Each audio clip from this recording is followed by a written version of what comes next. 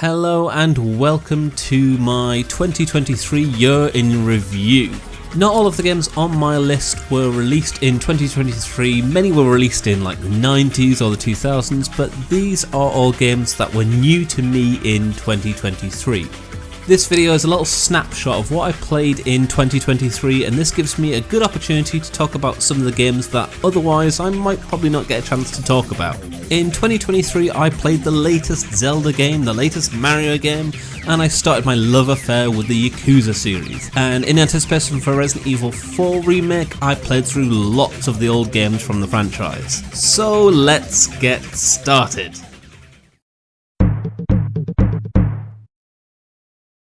Oh, the classic PS1 Resident Evil trio. The first game is clunky, stone cold classic, the second game has this perfect blend of action and horror, and the third game is, well, just kind of okay. The original third game did not massively interest me. Put simply, Resident Evil 1 had you explore a labyrinthian mansion, Resident Evil 2 takes you to a more realistic setting of the streets of Raccoon City, and Resident Evil 3's setting, well, you get to explore the streets of Raccoon City. Again. This retread in setting kind of epitomizes the whole game. It feels like some kind of expansion for Resident Evil 2 rather than its own numbered entry. And does this remake do anything to discourage this feeling? Not really. Resident Evil 3 Remake just feels like Resident Evil 2 Remake DLC. Nemesis, the USP of the original third game, has been massively nerfed. The choose your own adventure freeze frame moments from the original game are gone, and so are some of the game's more unique settings such as the park and the clock tower. Resident Evil 3 Remake is not a bad game, but it's kind of a forgettable game. In a world where Resident Evil 2 Remake and Resident Evil 4 Remake already exist, this game can quickly fade out of memory. Play this game if you really love Resident Evil. I am pretty surprised to see this game so low on the list. I love Platinum games, Vanquish, the Bayonetta games. I even have a soft spot for the often misunderstood Star Fox Zero on the Wii U. I also love the Metal Gear Solid series and will willingly gobble up whatever convoluted dross Hideo Kojima's brain could fart out, but Rising Revengeance just did not stick with me. I finished the whole game but felt like I was not having as much fun as I should be having. I think it's down to how many aspects of the game feel kind of sloppy and underdeveloped, which is kind of odd. You see, Rising Revengeance was developed and released after Bayonetta 1 and Vanquish, yet the polish regarding the pacing, the combat, the enemy design, the camera controls all feel like it was a game that was made before Vanquish and Bayonetta, not after. Feels like they unlearnt some of the lessons that they had in those games, and Rising Revengeance to me just feels like a bit of a rushed job.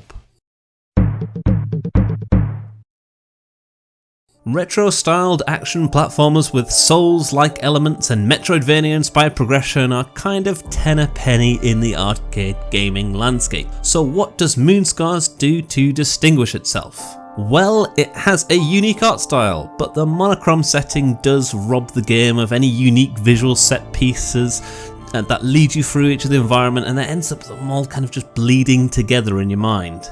The combat is fun, as are a handful of the bosses, and the ability to deck out your character with a variety of side weapons and passive traits is fun. Oh, and unlocking damage and health upgrades behind a generous number of explorable secrets is really appreciated, but put simply, Moonscars does not do enough to distinguish itself from the rest of the pack. I don't have much experience with the source material, but was compelled to play this game thanks to its glowing reviews from some of my favourite JRPG focused content creators, such as David Vink. My opinion on the game, well, it's a bit of a mixed bag. Let's start with the positives. The combat system is unique and interesting. Enemies appear in different quadrants, and each member of your party must defeat the foes in their quadrant before they can start fighting and helping you in other quadrants. The graphics are vibrant, as is the game's menus and user interface, and whilst there is no English voice acting, the text-based translation effort is strong. My big complaint for this game is its pacing. I played the game for 12 hours and spent about 9 of those hours fulfilling the same objective in this desert location. There was no new plot or gameplay developments, no new environmental changes. Leveling up my party seemed to only offer me the most minor of improvements, and new skills were somehow less useful than the reliable stuff I started the game with. Everything just stayed static, and slowly but surely my enthusiasm for the game drained for me. Now, this is a game I really wanted to enjoy. A proto-roguelike with Kingsfield style combat, exploration and creepy atmosphere. Count me in! However, with this being such an early example of a roguelike, it should be no surprise to hear that the experience you find in this game is nothing really close to the sort of finely tuned systems and algorithms found in modern roguelikes. So much of this game seems to be kind of down to luck. Even the combat is a case of just butting heads with the enemy and pressing the attack button as fast as possible, with a tutorial telling you not to bother dodging because, well, enemies don't telegraph their attacks, they don't have projectiles to evade, everything is just simple heat scan nonsense. Baroque is a unique game and has an odd appeal to it, but I really had hoped to like this game a lot more than I did. The game did receive a remake on the Wii, however it feels a little more generic with the bland anime aesthetic and less absorbing third-person camera perspective. Do you ever have a game that always slips through your fingers? A game that you pick up, try for an hour or two, intend to keep playing but never really do, then a year goes by and you pick it up again and the whole predictable cycle just continues? Well, Resident Evil 0 was a prime example of that for me. I love the original GameCube Resident Evil 1 remake, with its focus on atmosphere, puzzles, planning and navigation, all bathed in those exceptional pre-rendered backgrounds. Well, Resident Evil 0 has all of that stuff, and it's really great. However, the game does have a few problems that bog it down, problems that Resident Evil 1 remake very much does not have. Problem 1. The leech monsters, unique to this game, are a total pain to take down and can scupper a run within seconds. They can totally drain your resources, and upon first blush it's hard to tell which of these monsters are optional and which of them are mandatory to continue the game. I think they're meant to be the Resident Evil 0's answer to the RE1 remake's Crimson Heads, but they simply don't work out that well. Problem 2, and this might just be a personal thing, but I found I could never really find the sweet spot regarding the game's difficulty. I started the game on normal difficulty but found it too onerous and punishing, so halfway through the game I restarted the whole thing on easy mode, only easy mode is way too easy. I think there should be some kind of difficulty mode somewhere in between. Problem 3. And this is a biggie. The two character mechanic simply does not work. Nor does the fact that item boxes are removed and so key items and ammo must be kind of plopped anywhere on the ground. Both of these supposed innovations do little to increase the enjoyment, but they do quadruple the amount of fetching and backtracking you have to do, to the point that it just kills the pace at times and can make the whole thing feel like an absolute slog. Now this entry is a bit of a cheat. I did originally play this game for my 8th or 9th birthday when I got it. I loved animals, I loved Bruce Lee and Jackie Chan, and this game's front cover just kind of really spoke to me. But I have not played the game since then. It's been about 15 years, so playing it again was practically like playing a brand new game. And you know what? It's a pretty fun game. It's a nice blend of fighting game and platformer that does nothing to overstay its welcome, and it drip feeds new mechanics in a pleasing manner. Also, this game has the auspicious honour of being a prototype for Kung Fu Panda. You see, Taifu was developed by Universal Studios' video game division, and the premise of this kung fu mastered, represented by anthropomorphic embodiments of the Chinese zodiac, is something Universal would reuse in the Kung Fu Panda films. Which is a nice little tidbit, especially considering that the movie franchise was a huge success, meanwhile Taifu has kind of moved into complete obscurity. Remember me saying that side-scrolling action games inspired by Dark Souls and Super Metroid were fairly common? Well, here's another one. Infernax is a fairly solid game with a good world map, a nice steep challenge curve, and some side quests that reward you with spells and skills that you actually want to use. This game does not really reinvent the wheel, but it's a pretty solid 6 to 8 hour experience. Gungage is a simple arcade game for the PlayStation 1, released in Japan and PAL regions but mysteriously skipped the Americas. This little gem is a characterful run and gun game that puts the camera directly behind you. This perspective is a bit of a double-edged sword though. In one sense it makes combat and platforming seamless and satisfying. However, the controls let it down. Gungage does not have analog support, so if you want to turn left or right, you have to drag your aiming reticle to the furthest edge left or right.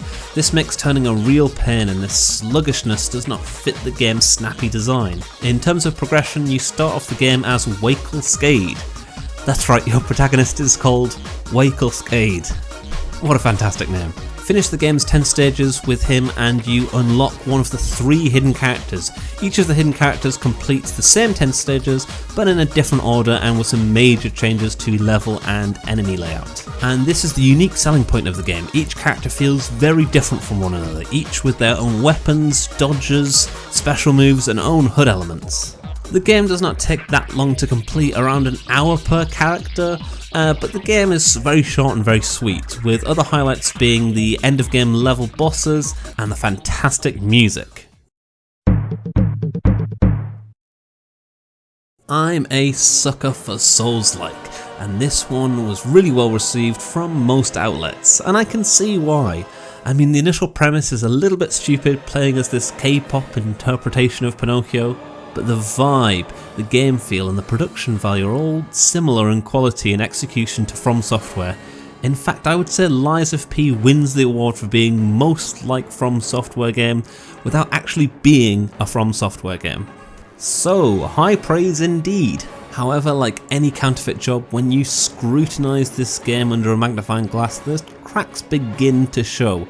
For example, the enemy and build variety is fairly shallow for a game like this, and I find 2 of the game's biggest unique selling points to be a bit of a letdown, being the ability to lie as Pinocchio and the ability to make Frankenstein weapons, like a hammer with the handle of a dagger, so it has the damage of a hammer but the moveset of a dagger. You see, this gimmick sounds fun, however I found the biggest drawback was that boss weapons, being weapons that you gain from killing bosses, cannot be Frankensteined and fused together, and those boss weapons are always more effective and simply more fun than anything you can fuse together with 2 normal weapons.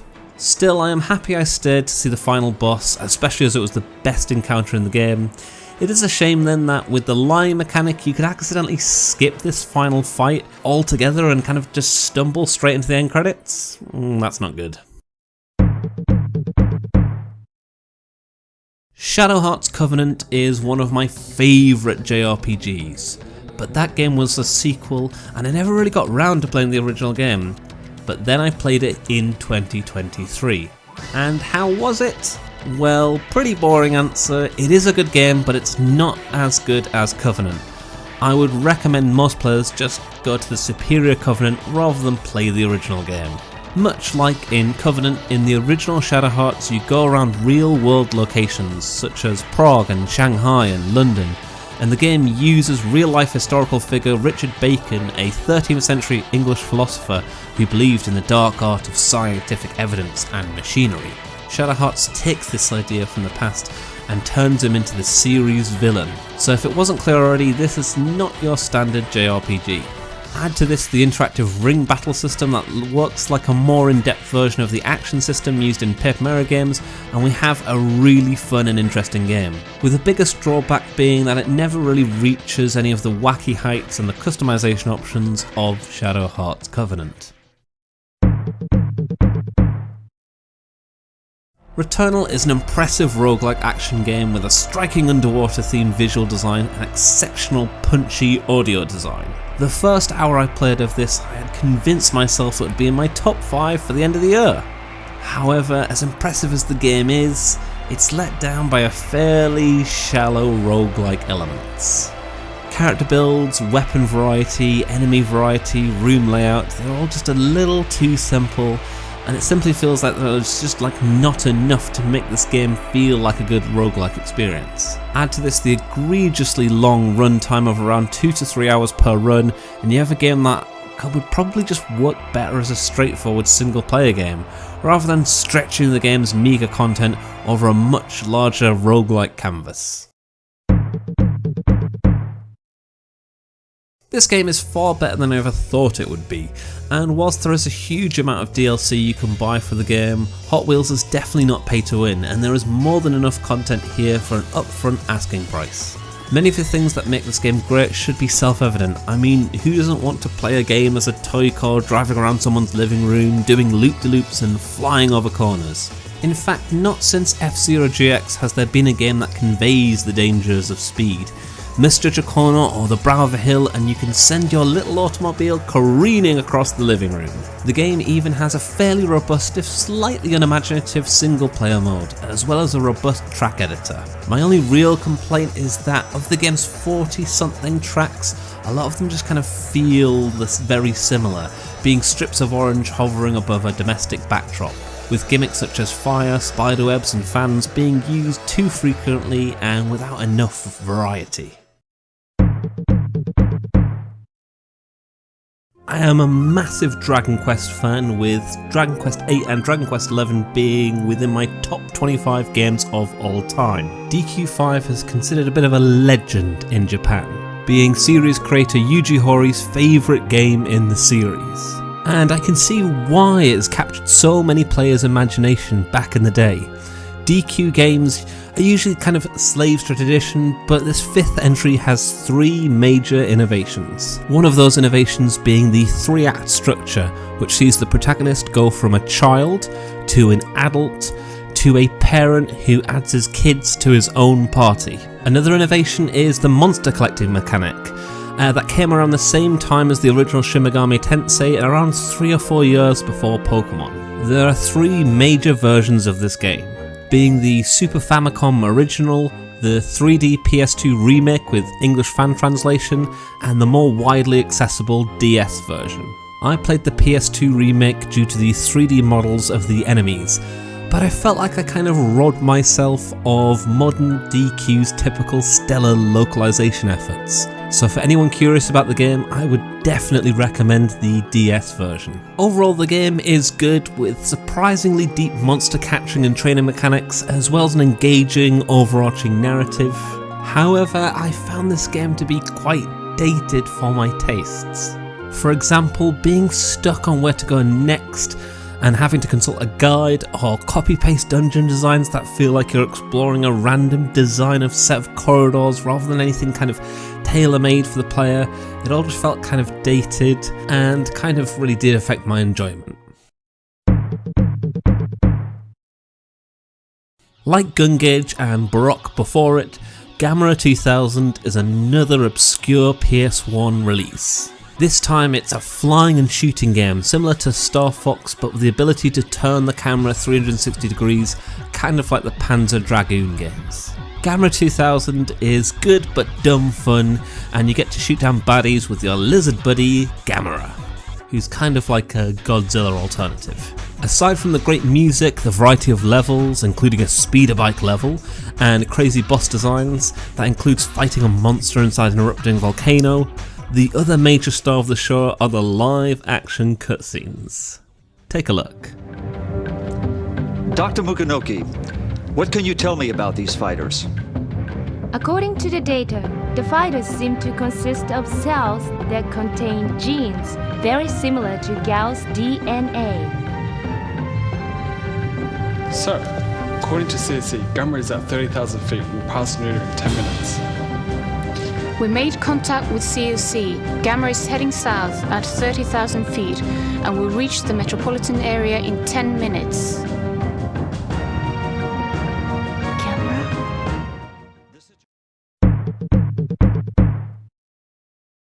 Some of you may already know my thoughts on Resident Evil 4 Remake, as I did a video shortly after the game's release. A video that has seen my highest ratio of dislikes and included several comments accusing me of being controversial so I can get more clicks. Well, that video ended up being my worst performing upload. That tactic clearly didn't work.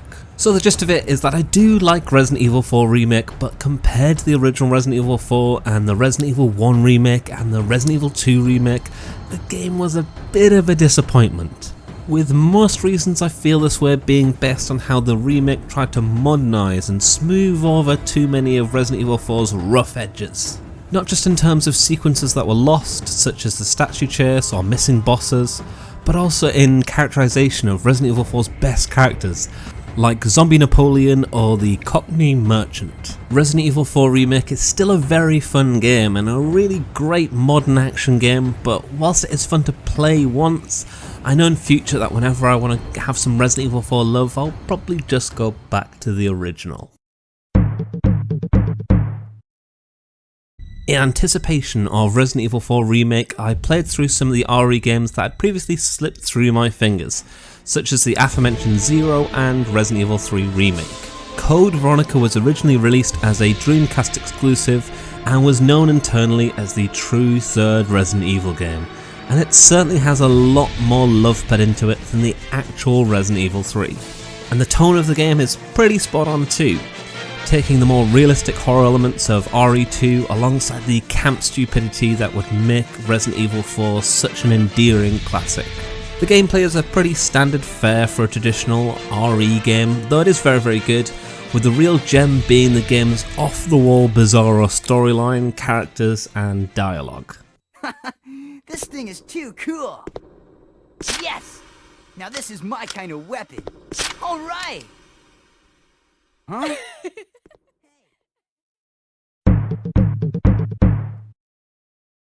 Okay, I have a feeling this might be quite a controversial pick. I put the latest Pokemon game 2 places above Resident Evil 4 Remake, but 98% of critics recommended Resident Evil 4 Remake and only 46% of critics recommended the new Pokemon game. So let me give you a nuanced reason for my decision to place the new Pokemon game so many places above Resident Evil 4 Remake, with a good old-fashioned pros and cons list. Con: the game runs so poorly. Pro: you can pick Fuecoco as your starter. Con: the NPCs move around at 2 frames a second. Pro: Lechonk. Con: the mechanics have barely changed in nearly 3 decades. Pro: you can catch a mousehold. Con: the open world is a little broken and completing tasks out of sequence is possible, but it totally messes up the difficulty curve. Pro: the Smoliv line, the Tinkertink line, Bellabolt, the weird golden goober that kind of looks like the cheese string guy. Listen, the game isn't perfect, of course it's not, but this Pokemon game lets you do the whole Pokemon thing so well. Finding new creatures, capturing them, training them, adding them to your team. Pokemon still offers something that no other game can really compare with. First things first, this game is better than Octopath Traveller 1 in pretty much every single way. In terms of mechanics, this is pretty much the perfect JRPG. Combat is fast-paced but tactical, requires preparation to take down a really tough boss, but there isn't too much grinding, party customization and the job mechanics is genuinely the best I've known in any game, and all the systems work together to improve the central turn-based gameplay. If I was rating these games on gameplay alone, this would easily be in my top 2 or 3 games of the year. The problem then is the story. It's a fairly decent story in places, but playing 8 different character stories in tandem gets kind of confusing and tedious. You can't just do one storyline at a time due to the giant jumps in difficulty, so your best bet is to do each character's chapter 1, then go ahead and do their chapter 2, then their chapter 3, and then their chapter 4, and then finish the game. It can just be so repetitive. The best way I can explain it is by repeating this 3-word sentence 8 times. It is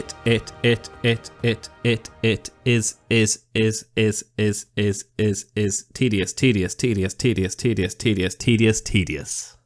Great gameplay though. I need the cake though.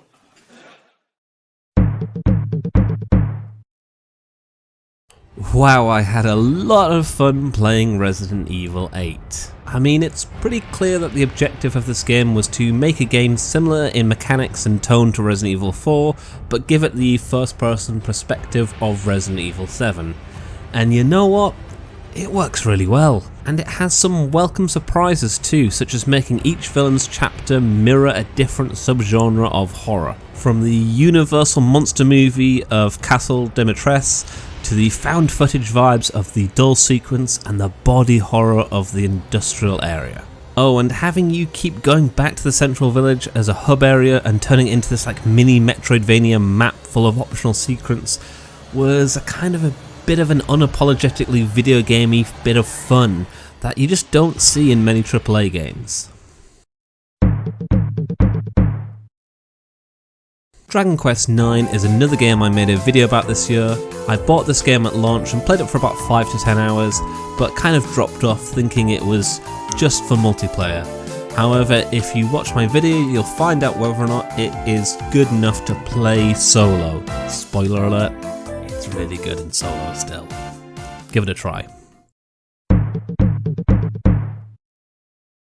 7 reasons why Super Mario Bros. Wonder is great and still worth playing even when things like Super Mario Maker 2 already exists. The choice of characters. You can have Toad, Toadette, Daisy, Nabbit. Though I'm still waiting to play as my beloved Professor Egad and Toadsworth. The game has secret levels and secret exits. The final gauntlet level unlocked for completing the whole game is the hardest Mario has been since the original Famicom Super Mario Bros. 2. The game is full of new platforming and interactive elements, and the game has a really nice roster of new enemies. Some of the giant purple coins can actually be really hard to find and earn in the game, and the music is great, especially this track.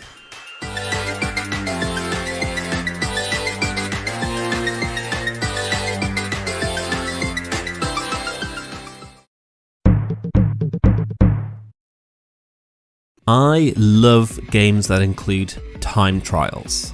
Be it a racing game like Forza or Mario Kart, or a platforming game like Donkey Kong Tropical Freeze, there's always something about perfecting your run, seeing your bronze turn into a silver, into a gold, and then into that elusive platinum. But Neon White is beyond a time trial game.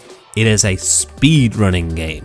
The game demands you get creative, play beyond the margins, and find skips and exploits to turn a pedestrian 50-second record into a 5-second frame-perfect act of mastery that makes a mockery of the level's initial setup. New ideas and concepts are drip-fed to you slowly, and levels usually hover around the 30-second mark, with the only exception being boss battles, which for me are the game's only blemish. This game is like nothing else. It demands so much from you, but rewards you in kind. And when you do everything by the rulebook and you still can't get above a bronze, you know you're going to have to tear up that rulebook and think like a professional speedrunner. Pros and cons of why Pikmin 4 is the best game in the series. Pro, it's by far the biggest game. It took me around 45 hours to 100% complete.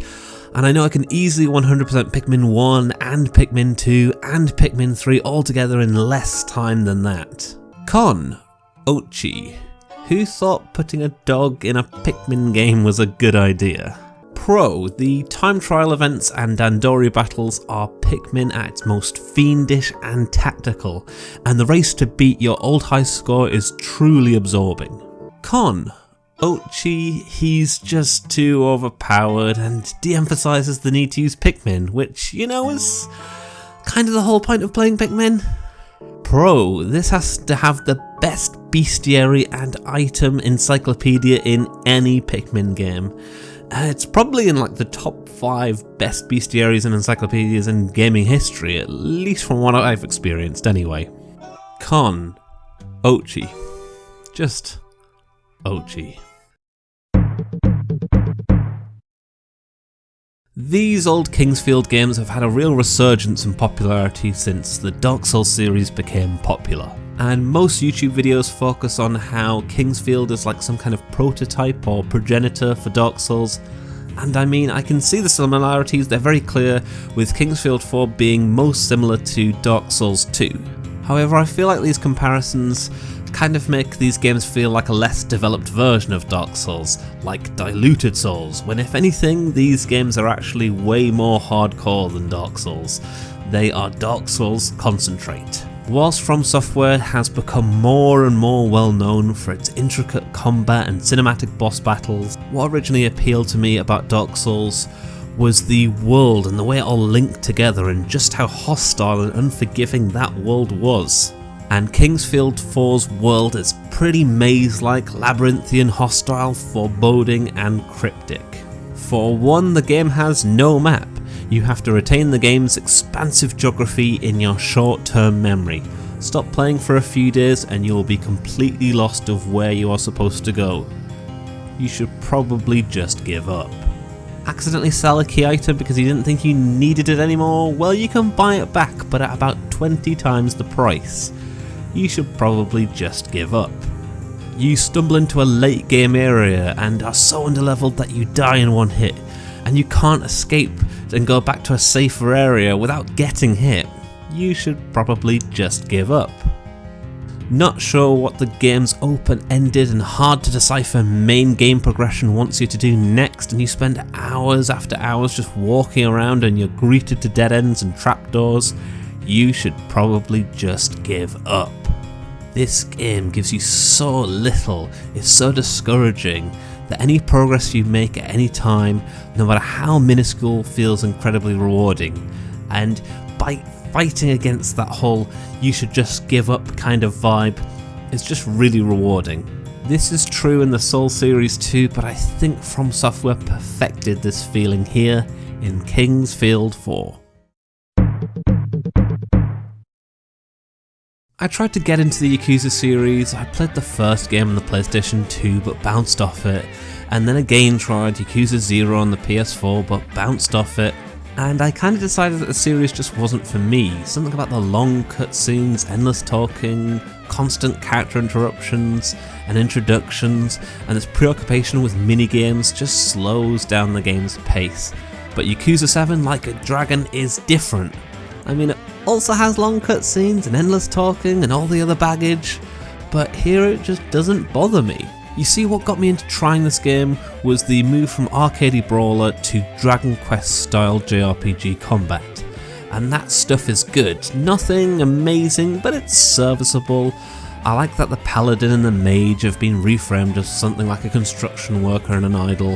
However, what kept me gripped was the story, or more accurately, the main character, Ichiban Kasuga. Let's think of some bad main characters in popular media. Ted Mosby from How I Met Your Mother, Buffy from Buffy the Vampire Slayer, Peppa Pig. There's something about this self-importance of main characters that is usually just a big red flag for me. However, Ichiban Kasuga is different. He has this energy and this tenacity that somehow does not get annoying. He grows as the story goes on. Many of the party members do too.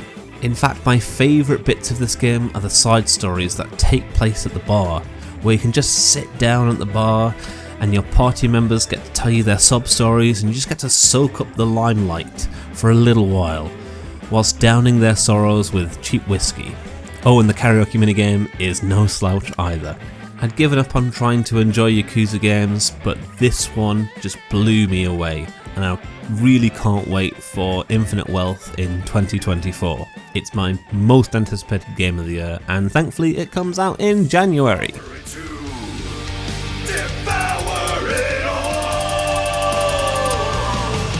In the depths of your despair, the pot is dark deep in your nightmare. The demon paws. I already have a video on why this is my game of the year, and I released it a couple of weeks after the game first came out. I am sure as the years go on there will be discussions over which is better, Breath of the Wild or Tears of the Kingdom.